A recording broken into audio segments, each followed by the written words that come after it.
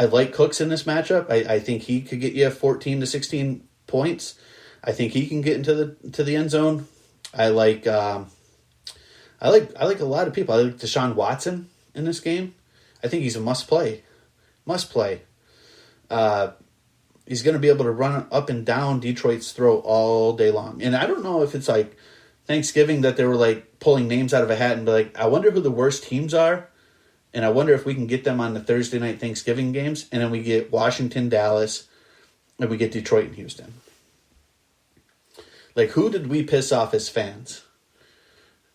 So it's just I'll tell you what, it's an appetizing fantasy football Thirsty Thursday Thanksgiving. So DeAndre Swift should not disappoint. I think he gets you 2 tutties. Watson, like I said, must start. Brandon Cooks is going to have a game.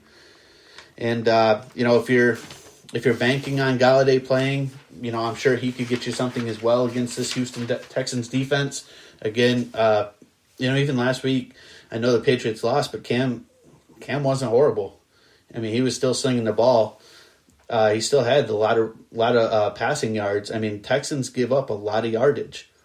I can tell you right now, I can check it right here. Let's see. To wide receivers, Houston Texans are 7th. They are allowing 327-yard passing games. They've given up 14 touchdowns to wide receivers, and they're averaging giving up 25.8 points to wide receiver ones. So, if you're a Marvin Jones owner, TJ Hawkinson should get some work against these guys. I like them all. Obviously, I'm all about Kenny Galladay. I've been big on him all year this year. If he plays, I still think you got to play him. I understand he's hurt with the hip.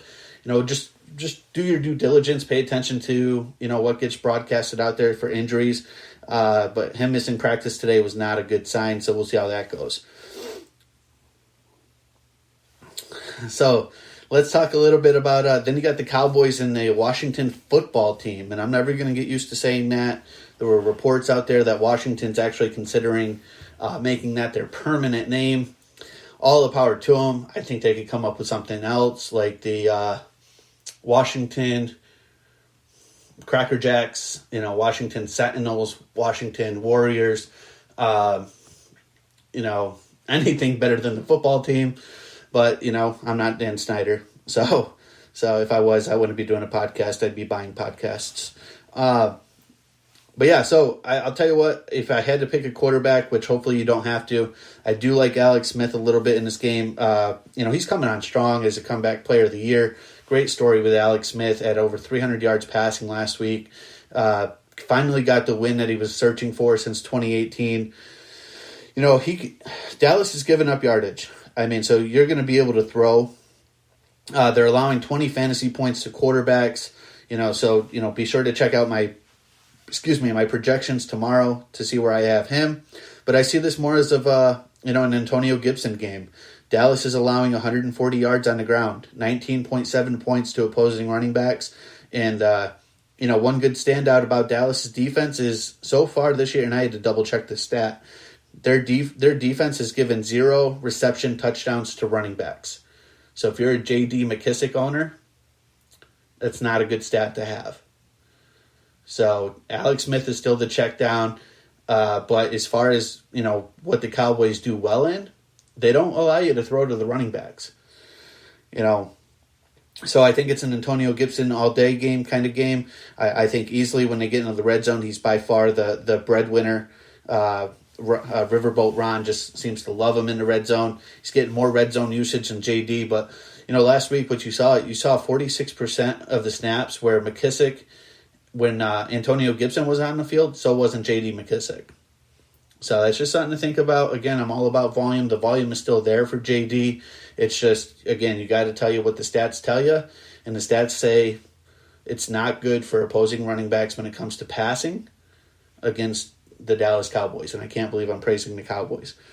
But if you're a Terry McLaurin owner, listen, you're starting him. You're starting him. You're going to see in my projections tomorrow, this guy's going to get you 6 catches. I think he gets 9 targets. I think he gives you 90 yards and a tutty. Cowboys have the second worst defense to wide receivers. They're giving up 19 touchdowns so far. It's almost 2 a game. It's almost 2 a game. You don't have to be a mathematician to know 19 in 10 weeks is almost 2 a game. That's how many touchdowns they're giving up to wide receivers. If you're a Terry McLaurin fan, you're loving it. You're loving it. It's like a juice pop in your mouth on a hot summer day. If you're a Steven Sims owner, again, in deeper leagues, dynasty leagues, IDP leagues, you're considering it. Why not?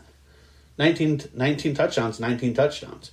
But it's going to be when they do pass, it's going to be a very heavy T-Mac game. Terry McLaurin, I think he's going to be a top 10 wide receiver easily against Dallas. They're just, again, you got to tell you what the stats tell you. Little bit about so we talked a little bit about it. So Washington's allowing 29 yards each game to running backs. So again, if you're a Zeke owner, now you're really banking on Zeke trying to pound through that great D-line of Washington. You saw what they did to Joe Burrow last week. That D-line ain't no joke. Ryan Kerrigan, got the rookie there, Chase Young. He had a great sack last week. That D-line's going to make noise. So if you're a Zeke owner, I feel bad for you. I think this is a game where, man, are you really rooting for Andy Dalton? If you are, this is a game where I see Andy Dalton really struggling. Really struggling. I think they're going to get the pressure on him. I think they'll get the pressure on quick. Dallas's O-line has been banged up all season long. It's not going to be the easiest matchup. So again, Washington, not COVID. But 3.8 targets to running backs is what Washington's giving up, 92 yards per game to running backs. You still see a heavy dose of Tony Pollard in that backfield.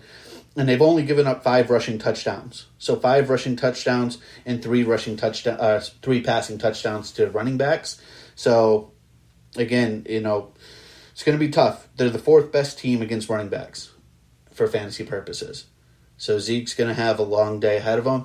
But he did have a great week last week. They actually used him a little bit in the passing game. I was shitting bricks. I didn't think Andy Dalton knew where he lived. But apparently Andy Dalton actually found him. Andy Dalton actually found a couple of good players. CeeDee Lamb had a pulse last week. Amari Cooper, who I've been down on all year long because the guy can't beat man coverage. He cannot beat man coverage. And Amari Cooper gets frustrated. He's like a little boy whose mom just took his first toy away from him and grounded him. When he doesn't get the ball, he gets that flustered, he gives up. So, Amari Cooper, listen, Washington's doing really good against opposing wide receivers. It's not looking good. I would not. You'll see my rankings tomorrow, but I'm not playing Cooper this week, even though he came back to life last week with 14.1 fantasy points, 6 grabs for 81 yards. CeeDee Lamb, same thing. I got them both projected outside the top 20 this week, and it's mainly because Washington's only giving up, 6 touchdowns. So, So 6 touchdowns to opposing wide receivers in 10 weeks. That's your Washington football team stat. Hope you like it. That's impressive. That's impressive for a team that just, you're not expecting them to be pretty much good at anything. But again, what are we talking about? We're talking about the NFC East. I can't believe we spent the last 10 minutes talking about the NFC East. Let's talk about that game. If it plays, it'll be awesome. If it doesn't, it's going to be a sad one. You got the Ravens and the Steelers. Listen, if they play, Ravens got 4 starters out due to COVID. They got 5 staff members. They shut it down. Schefter reported today if any more positive cases come, they may look at postponing the game. I hope that doesn't happen because, again, this is another one where there's a lot of fantasy relevance. But I'm telling you now, this is going to be a lot of the Gus the Bus. A lot of Gus the Bus, a little Justice Hill. And the Steelers in the last 5 games against the Jags, Cincinnati, Dallas, Baltimore, Tennessee, their yards per carry has spiked. They're slowly giving up yards per carry to 4.5. Now, they're still not giving total yardage. Gio, I think, had 8 carries for 30 yards a couple weeks back. So they're still not giving up 100-yard games, but when the teams do run the ball, they're giving that up. So you got to be careful there. And my advice would be, if you're out there looking for, I'm going to talk about some waiver wire pickups, but if you're looking for a flex and you're desperate for a running back, you got to go Gus Edwards. I just think Ravens are a run team. It's more like a 65-35% run with them most of the time. I think Lamar Jackson, I think he struggles throwing it this week, but I think he'll get you some yardage on the ground. I think he had 68 yards last time these two teams played with 16 carries. So I think it's going to be a run game all day. I would pay close attention to the weather. Early indications are there's going to be some rain. So, we'll see what the weather brings. But you got to shout out to the Steelers defense. I mean, this is a defense that's going to give you over projections for the most part this year. So Steelers are on a 66-game sack streak, and they held Lamar to 208 yards. And Lamar had 4 turnovers against Pittsburgh the last time these two played. And if I'm not mistaken, I believe that game was in Baltimore. Not that it really matters in 2020, but 4 turnovers is 4 turnovers. Another fantasy indicator that you got Mark Andrews. So Mark Andrews, again, coming back to life. Nick Boyle goes down against the Patriots, out for the year. You knew Mark Andrews was going to see those few extra snaps. Had a monstrous game. Going to continue to put up numbers. But Pittsburgh's only allowed 1 total touchdown to tight ends. And they've allowed 4.5 fantasy points. So it's not a great week to play Mark Andrews. I'm going to give you a name that I'm going to be sorry about, because there's going to be one of you that go out there and you pick him up and you might end up fitting him into your lineup. And I'm going to say, hey, based on the numbers, based on the statistics, based on what he did the last time, this is a guy you can play. But I assure you, probably next Wednesday, I'm going to be back here with this button saying, I'm so sorry. I'm so sorry. And that's Willie Snead. So if you're going to play anyone, it's not Hollywood Brown. If you haven't cut him by now, you need to. I don't know what you're doing with him on your roster. That dude sucks. He's irrelevant. They're not looking his way. He can't catch the ball, but then again, he has Lamar Jackson throwing. I got to take a pause, because there's so many people that drafted Lamar Jackson so early this year. I mean, they went out, they spent a second rounder or a third rounder to get him. I was one of them. In one of my leagues. I have Lamar Jackson. Actually, I have him in 2 leagues. One league I'm still doing pretty good in. But you're always going to see regression with those kinds of fantasy numbers. You can't take a guy like that and say he's going to duplicate what he did last year. You just don't see that in fantasy football. Even Patrick Mahomes. Even this year would be a down year compared to before. And he's the passing leader in the NFL right now with 3,035 yards.